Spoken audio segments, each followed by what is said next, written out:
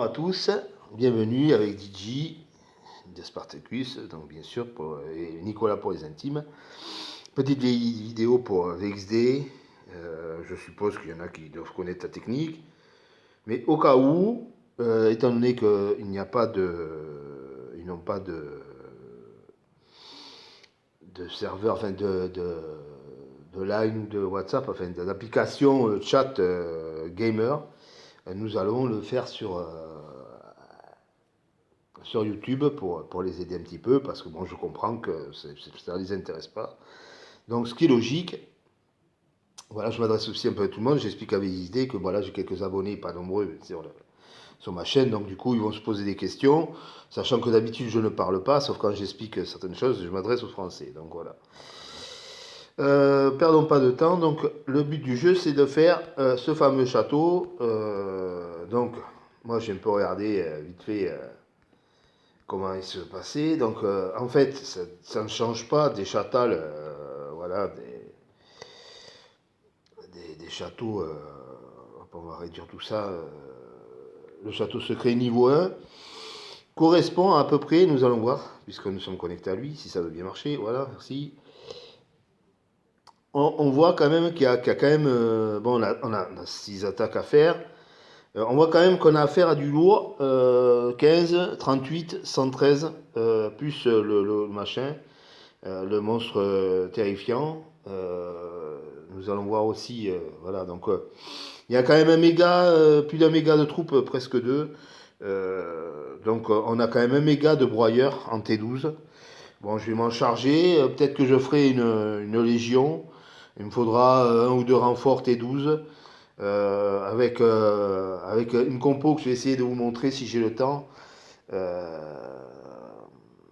voilà, c'est ma compo golem, monstre de pierre, etc., squelette, etc., qui est très efficace. Voilà, comme tout monstre, ça a une dominance infanterie. Et pour niquer l'infanterie, il faut plus d'archers, et d'archers, surtout d'archers lourds, donc tout ce qui est impair, donc bien sûr T11, T9, T7, etc. Bon voilà, mais pour ceux qui en étaient 12, c'est T12, T11, voilà. Et pour ceux qui en étaient 10, ben, T10, T9, voilà. Et ainsi de suite. Pour tous les monstres, ce sera pareil. Hein, voilà, je fais, voilà, le difficile, c'est pareil. Vous voyez, voilà, c'est déjà un peu plus simple. Là. Il y a déjà un peu moins de monde. Mais bon, apparemment, le terrifiant, il est vraiment violent, donc je pense que je vais m'en charger. Après, le normal, voilà. Après, ça devient plus accessible, voilà. Mais bon, sachant que dans le Soloré, on a bien compris que la difficulté avait augmenté, puisqu'on a des 45, des monstres 45, on a des barbares 45, on a des mines 10, ouais, etc. Donc voilà, donc c'est tout augmenté. Donc le niveau 1 équivaudrait à un niveau 3, 2, 3, enfin plus 3, je pense, des châteaux normaux qu'on pillait sur l'ancien royaume. Voilà. Donc le but du jeu, alors le but du jeu, bon, je suis en récolte, donc je vais pas téléporter de suite, mais je vais vous passer le grand passif, donc on téléporte bien sûr au plus près, voilà, l'idéal d'avoir un téléporteur d'alliance. Et une fois qu'on est là, on met plusieurs fermes, on se répartit autour, c'est pour ça que j'ai mis des tours partout. Vous allez voir, elles ont son importance, et après on les détruira pour si on a besoin de tours pour baisser le coût de construction. Euh, Ces tours vont nous servir à nous mettre à protéger la marche principale. Évidemment, nous avons mis tous les boosts, hein, je vais vous montrer plus tard. Et ce qui serait bien, c'est de mettre à l'arrière, ici, dans la ligne ici, des fermes avec bouclier, des fermes niveau 30 de préférence, avec, qui peuvent encaisser deux marches à peu près. Et donc, vous mettez donc ici, par exemple, votre marche principale, bien boostée en marche, etc. Et après, avant de casser le bouclier, bien sûr. Après, vous répartissez. Moi, je vais mettre Ninou, mais bon, enfin, Didi Spartacus 2, soit en renfort pour tuer des troupes, pour tuer, que ça fasse un peu plus d'attaque. L'idéal, c'est d'avoir deux châteaux chacun. Il faut qu'on soit un minimum 10 pour attaquer. Ça va être compliqué, voilà. Mais bon, on va essayer d'y arriver. Je pense que voilà. Sachant que quand on attaque le château, étant donné que personne ne nous a raccordé, on ne peut pas nous le prendre.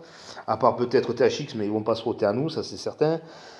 Euh, donc vous mettez votre masse principale sur cette tour, enfin sur les tours qui sont aux alentours, les plus près de vous, et avant d'enlever le bouclier. Et tout le reste, vous videz votre château, bon, même s'il reste 10 000 T1, c'est pas ça qui va, le mec il va pas éjaculer sur l'écran parce qu'il aura tué 10 000 T1. Et donc, vous allez faire des va-et-vient, hein, surtout pas d'idées mal placées.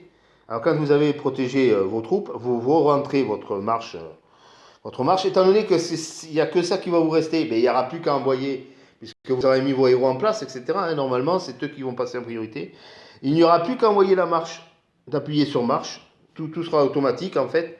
Tout sera automatique et voilà, le va-et-vient. Et quand vous avez fini, parce que forcément, ça va prendre voilà, le temps de la rentrée. Il va rentrer, ça prend une seconde en machin. Donc, comme ils sont freinés ils ne peuvent pas accélérer, on a largement le temps de faire les attaques. Et après, quand vous avez fini, vous revenez dans la tour. On ne peut pas l'attaquer. De toute façon, les Chinois ne peuvent rien faire. Donc, qu'est-ce qui va se passer? Ils vont vous attaquer vide et ils vont se lasser. Bon, en même temps, ils sont aussi occupés parce qu'ils se font quand même attaquer, bien sûr, par d'autres. Donc, c'est intéressant aussi pour nous. Voilà, mais surtout ne stressez pas. Si votre château est vide, même si vous vous faites attaquer, vous faites attention que voilà, qu'en fonction du temps de la marche, etc. Mais bon, comme j'ai agrandi le cercle, le temps qui vous touche, vu que vous êtes au plus près du château, vous avez le temps de planquer votre marche ou de relancer une attaque. Dans tous les cas, même s'il y a 2 secondes d'écart, à partir du moment où il arrive 2 secondes plus tard, votre marche est protégée et ils peuvent, voilà, vous faites une légion, vous protégez, c'est voilà. Et ainsi de suite, voilà, ainsi de suite, jusqu'à ce que, voilà, et après on mettra le château en garnison quand on aura gagné le truc, et après là on sera inattaquable, et le château est complètement vide, ils peuvent attaquer ce qu'ils veulent, voilà.